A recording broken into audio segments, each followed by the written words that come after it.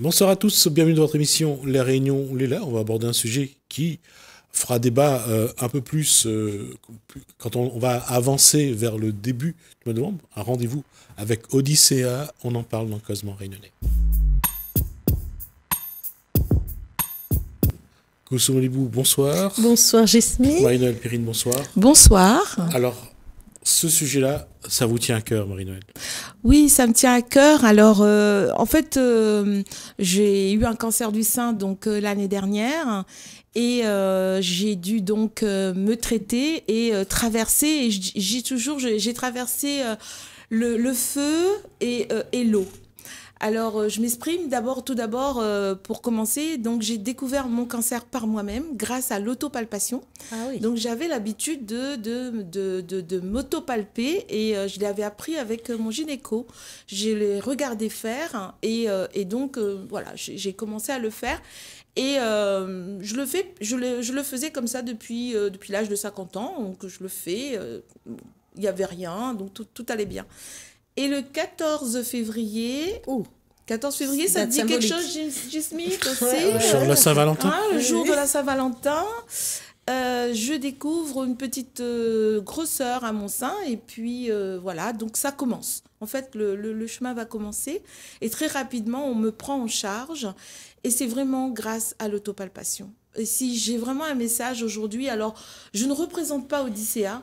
Au contraire, je fais partie donc de cette institution, une belle institution née de 3-4 femmes, de 3 copines, Oui. et qui a laissé une vague rose. Donc je me suis habillée comme Odyssea, mais parce que je suis de tout cœur avec cette action, je suis complètement impliquée avec cette action et j'ai aussi une autre histoire aussi. Ma belle-sœur est décédée d'un cancer du sein et puis maintenant j'ai recueilli mon neveu qui vit avec nous, qui est orphelin. Et pour moi, ce sont des histoires de vie. Et je suis venue aujourd'hui pour vous dire que cette histoire m'appartient, mais appartient à un bon nombre de femmes, Bien sûr, mais aussi d'hommes qui sont victimes aussi de cancer du sein. Alors, d'abord, la palpation, pourquoi c'est important? Parce qu'elle a découvert tôt Oui. le crabe. Tu peux l'appeler le crabe. bien sûr. Oui. Et ça permet quelque chose. C'est-à-dire que quand c'est pris très tôt, ça permet des soins rapides. Voilà. Alors, d'abord, ce geste, on peut le faire. Oui. C'est ça qui est important. Ouais. Il y a une technique pour le faire. Donc, bien sûr, se rapprocher de son gynéco, se rapprocher des associations telles que Odyssea, des plateformes aussi, Iris, Oncorun. Il y a des professionnels qui peuvent, bien sûr, vous montrer un peu comment ça fonctionne. En tout cas, moi, je le fais. Hein, Bien pour sûr. moi. Et puis, je c'est facile, transmets. je veux dire. C'est facile. C'est facile à faire. Oui. Bon, tu as vu Koulsoum, elle te touche le tété. Bon, bah, c'est exactement ça, voilà. c'est facile. Et on le sent, oui. rapidement voilà, quand il y a avec quelque la chose. pulpe des doigts, Oui. on peut sentir. Alors, ça, c'est une chose. Après, c'est le diagnostic. Et là, Exactement. c'est un autre schéma. Ce sont des professionnels, des médecins. Je ne suis pas médecin, je suis un simple témoin et puis une patiente, quelqu'un qui a vécu l'affaire. Et donc, du coup, quand il y a justement ce diagnostic, Gismi, je te promets, c'est genre un 747 qui tombe Bien en sûr. pleine face, quoi. C'est-à-dire que d'abord, tu es dans le déni. Et puis après, le déni, tu dois, à un moment donné, te prendre en charge, d'abord toi, et accueillir la maladie. Quand Manuel parle de 747, pour Une image. La sensation que vous avez, pour l'émotion que ça a lorsqu'on vous annonce que vous avez cette pathologie, c'est en fait tout s'arrête. Vous ne respirez plus, vous ne ressentez plus. Vous avez l'impression que c'est la fin d'un monde. Et c'est vrai que c'est la fin d'un monde. Exactement. Et c'est là, et lorsque on accueille le nom, parce que la maladie est déjà en soi, et on accueille cette réalité-là, on nous l'apprend, on nous le dit, et là, le temps qu'on reprend conscience, le temps qu'on revienne à soi, qu'on soit conscient, qu'on vienne nous dire, parce que c'est ça qui est un paradoxe, parce que le déni est immense.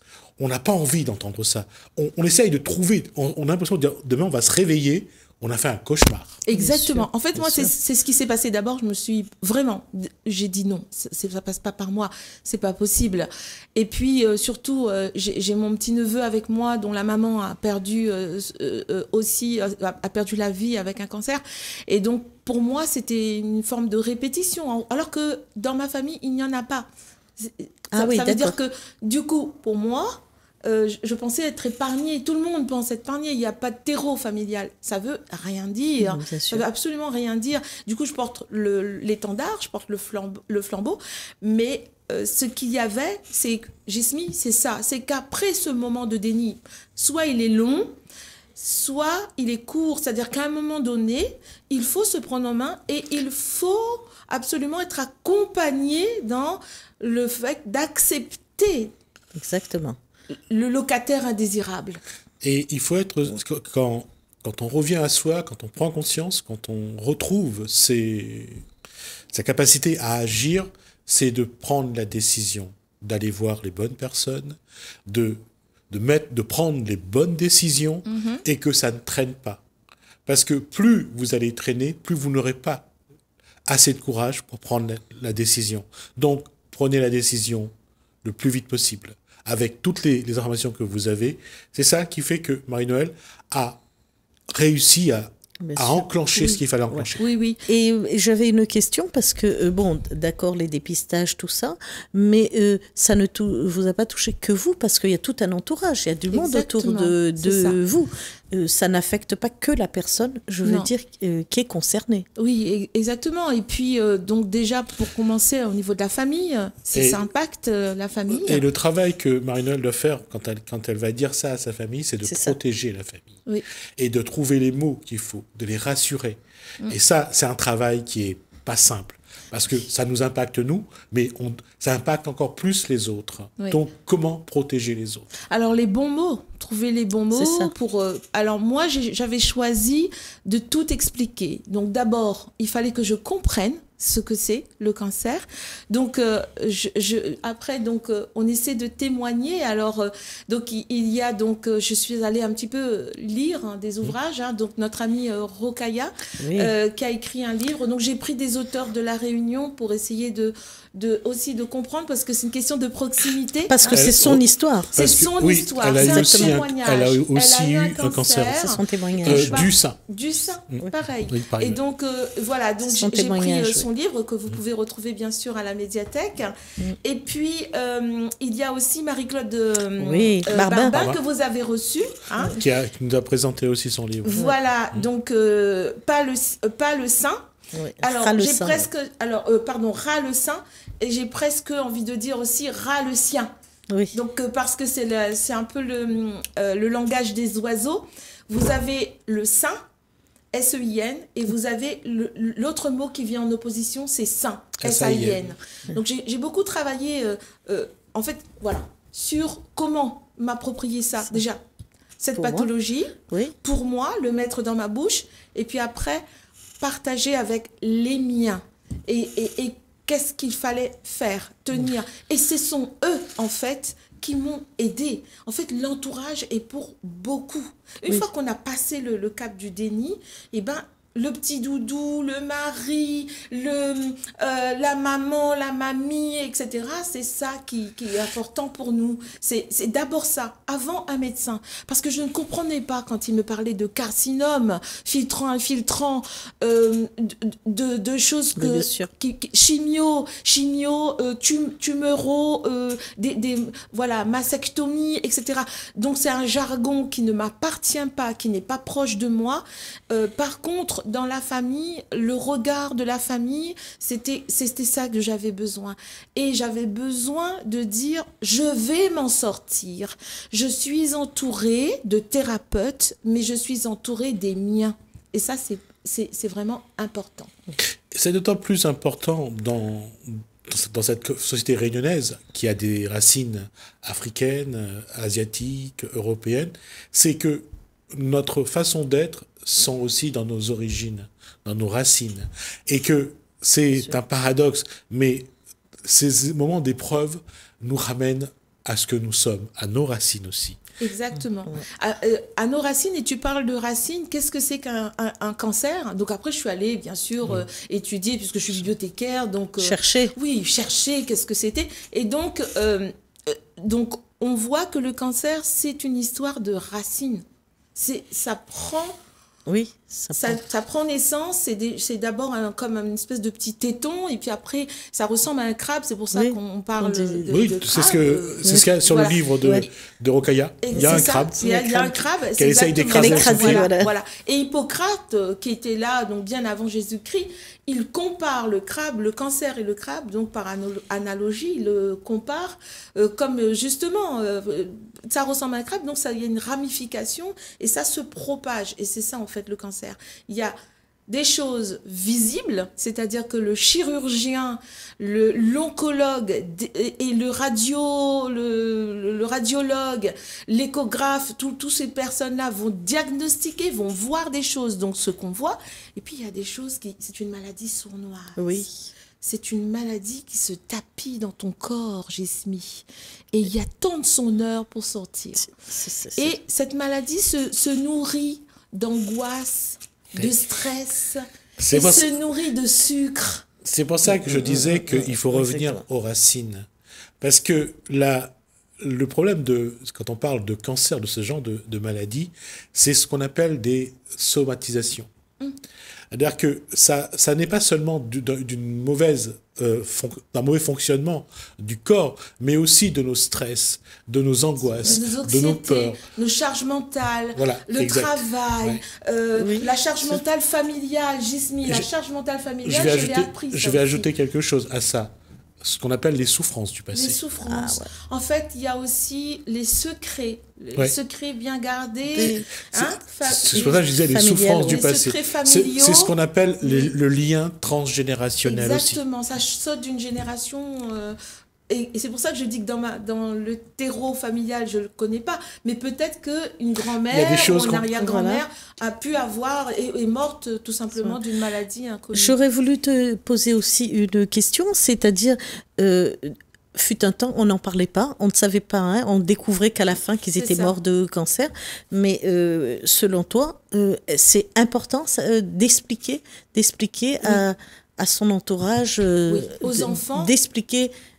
Oui, à la famille, aux enfants. Il y a encore des messages. Moi, je pense que maman, quand elle l'a su, ça a été pour elle aussi un cataclysme, un autre 747, parce qu'elle... Il y a déjà eu une fille ? Elle avait déjà... Non, c'était la belle-fille qui était décédée. Et donc, du coup, à mon sens, elle a dû tout de suite transposer. Oui. Alors que je me dis que c'est un cancer, c'est un des cancers qui se guérit le mieux. Au jour d'aujourd'hui. Il y a aussi, en fait, c'est quelle vision l'être humain a du cancer. Est-ce que c'est une maladie incurable? Est-ce que c'est une maladie qu'on peut guérir? C'est dans notre façon d'aborder le problème qui fait que nous allons sur une posture. Et pourquoi l'expliquer surtout aux enfants? Parce que l'enfant, malheureusement, est manichéen. Oui. Bien sûr. Il y a cancer, il y a... Voilà. Parce que nous, moi je me souviens, j'ai une tante qui est décédée du cancer, on l'a su après sa mort. Et bon, heureusement que pour ma grand-mère, le cancer du sein, on l'a vu, mais c'était déjà bien sorti. Oui. Voilà, en fait, ça dépend aussi. Et puis, en fait, vous parlez d'un sujet très intéressant, parce que moi, je l'ai pris au titre de la dérision. Au bout d'un moment, je me dis, les gens viennent vers toi et beaucoup de maladresse. Comme ça. C'est-à-dire que toi, tu viens d'apprendre ta maladie et tout ce que les gens vont te dire, c'est « Oh, mais j'ai un oncle, oh, j'ai une tante, c'est ça. J'ai une tante. » C'est toujours. Et donc, du coup, toi, tu sais pas, voilà. Et nous, on est en train de traverser le grand désert. Oui. Le grand désert. Et en fait, je me dis, il faut qu'on prenne ça avec beaucoup de dérision. Bien sûr. Et beaucoup de recul. Mais au jour d'aujourd'hui, je pense que ce cancer était... je dirais pas nécessaire pour pouvoir faire la rime, mais en tout cas, je l'ai traversé et ça a été une belle expérience. Je vais contredire. C'était nécessaire. Oui. Non, pas parce que Oui. je voulais avoir raison, Oui. mais parce que ça fait partie de la vie Oui, de de la Marie-Noël. vie. Oui. Et c'était dans son Je l'ai chemin de choisi vie. peut-être aussi. Non, non, dans non, la je dis pas que... valise, Je dis, pas- je hein. dis, Non, enfin, si, dans je- la valise, oui. en arrivant, Exactement. avant d'arriver, j'ai C'est choisi possible, ça, c'est possible. c'est peut-être mon chemin. Ouais. Mais En fait, je disais c'est mon que voilà, chemin. c'était le chemin de vie de C'est mon Marie-Noël. chemin de vie. Ouais. Voilà, c'est mon chemin de vie. Et du coup, je me suis appuyée sur Cinquième accord. cinquième Le accord et les accords Toltec, en fait. Hein. Il y a Oui. les 4 et les Il y en 5. avait 4. Ouais. Oui, tout à fait, il y en avait 4.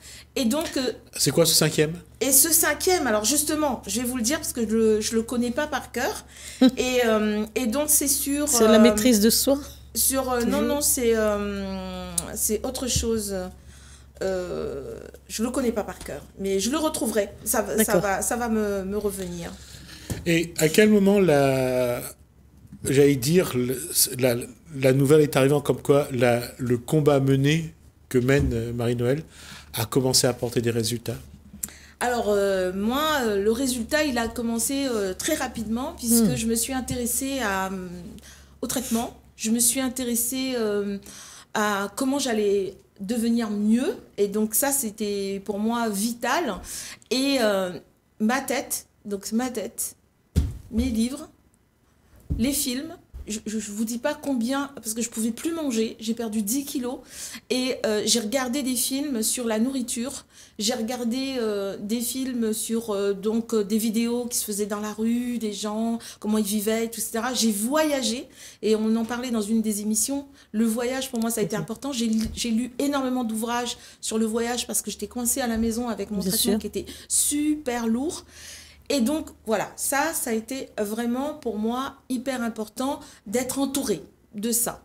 Et puis d'être entourée de thérapeutes. Et donc, j'ai été bien suivie. Franchement, je remercie en tout cas la clinique de Sainte-Clotilde, la clinique du Port, le CRF, après, parce que je vais en parler aussi, donc après le cancer, on a besoin d'être accompagné parce qu'on a traversé l'eau et le feu. Une chimio, pour moi, c'était du napalm dans mon corps. Et j'en ai eu beaucoup. Et la radiothérapie, pour moi, c'était être dans un micro-ondes. J'ai été cuite, c'est-à-dire brûlée au 3e degré. Ça veut dire que quand on sort de là, on est comment dire, plus que l'ombre de soi-même. On est vidé, totalement vidé. On est complètement vidé. Et on hérite, et ça je ne le savais pas, de handicap invisible, complètement invisible. Ça veut dire qu'on est totalement épuisé. On ne peut pas travailler toute la journée. Ouais. Moi, j'ai hérité de paresthésie, ça ne se voit pas. Non. Mais qu'est-ce que c'est que la paresthésie? C'est que j'ai des fourmis en permanence dans mon corps, dans tous mes membres inférieurs et supérieurs. J'ai aussi des problèmes d'articulation. J'ai aussi problèmes musculaires, donc la masse musculaire, etc. Je peux vous faire une liste incroyable, sauf que ce handicap, là, vous voyez, moi, Jesmy qui m'a dit, on vivant, tu bouges encore.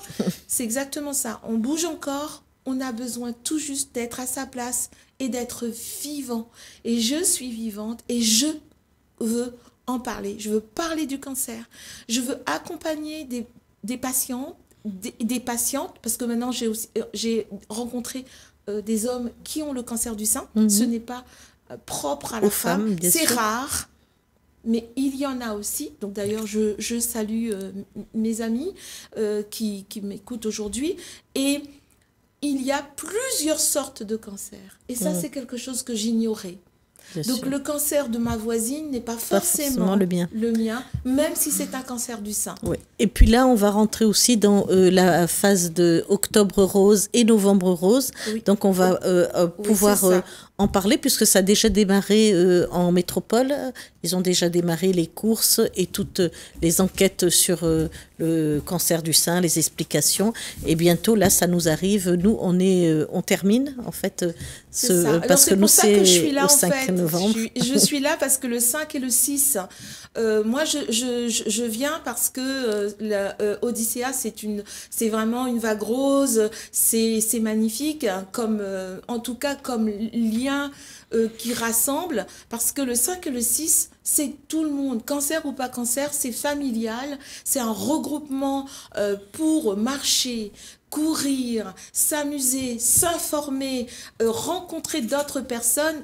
Pour moi, c'est vraiment très en très présentiel important. et aussi connecté. On voilà, peut faire, connecté, on a le choix. Tout à fait, on a le choix. Le plus important dans ces mouvements mis en place par Odyssea, c'est que les personnes se retrouvent et ne se sentent plus seules.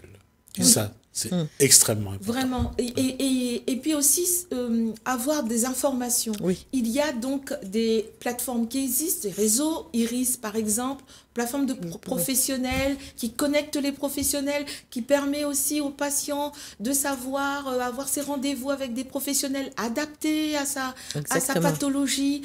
Vous avez le CRF, le Centre de rééducation fonctionnelle, qui va vous aider dans vos démarches quotidiennes, la maison, le travail, votre poste de travail adapté, la etc. reprise en main de sa vie. Reprise en main de sa vie au niveau du cancer.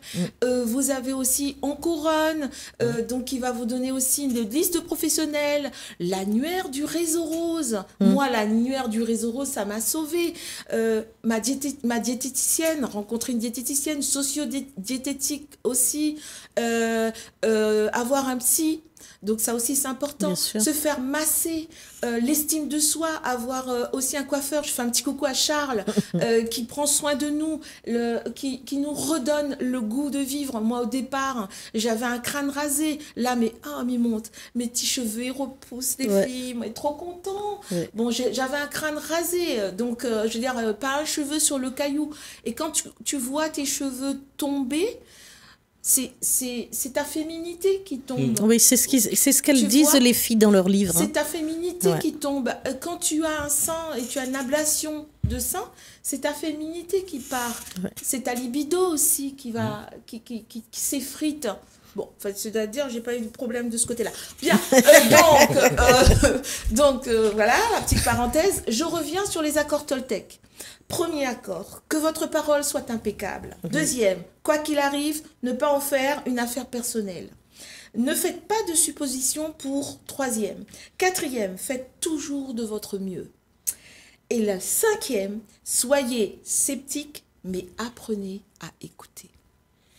Juste faire un clin d'œil à Socrate, je crois, pour ces 3 éléments de son tamis sur aussi la qualité de l'information. Vous allez voir, vous verrez que déjà, Socrate avait déjà mis en place ce tamis pour que, avant d'écouter une information, il fallait répondre à ces 3 questions et j'ai trouvé que c'était vraiment intéressant. C'est vrai, si c'est pour dire quelque chose, autant dire quelque chose de positif. Exactement, de tirer surtout par le haut, par s'élever.